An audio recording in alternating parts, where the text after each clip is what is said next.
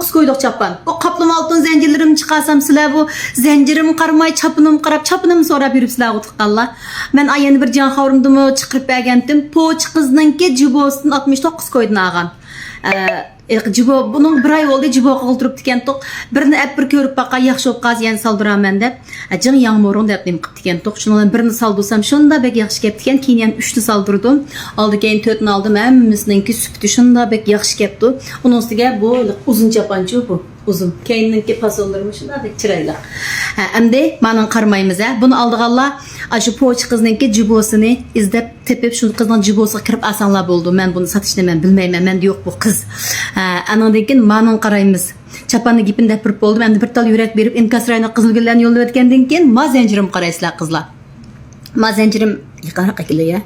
Ma zincirim çıraylık mike. Toylar taqap basak bir dost düşmanlarının gözüne gılpal qığıl bolam diken ya. Bu zincirim bolsa 271 gram altın bilen pütti qızlar. 31-70 gram teklik gümüşü var. Mana vuji nuska. Gördüңлармы? Tek çıraylık ha. Anandan keyin 271 gram altın, 31-70 gram gümüş. Malqam qaraysizlar. Halqam halqalmışıp ketdimi yofkan? Mana özüne alqısal ha. Ma zincirin özüne alqısı var lekin malqını mı köstü atay tuqqanlar. Bu halqam bolsa altınsı 1-14 gram altınsı var. Malqım bek çıraylık. 8'de 28 gram gümüşü, 1'de 14 gram altınsı var. Ama özüne alqısını köstü. Qanifka? Özüne alqısı. Üstü diken. Ana şu. Özüne alqısı qip qaptı bir yerde. Mana Allah. Özünün alqısının altınsı bolsa 1,5 gramda aşıdı ekan.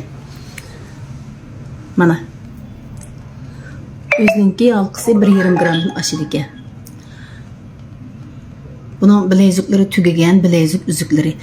Kömüşünü buyurup koydum. Anın kömüşü bütse, yani altınısını kaplap qıp berme. Mana, çiraylık mika qızlar.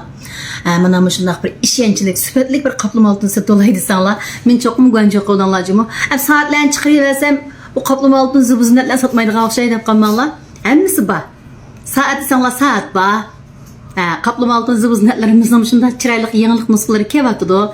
Sizlarga kichikgina bir iltimas, bir talda yürügünlerini berip inkasrayna qizil gullanchiq yo'llab qo'ygan bo'lsanglar, rahmat sizlarga.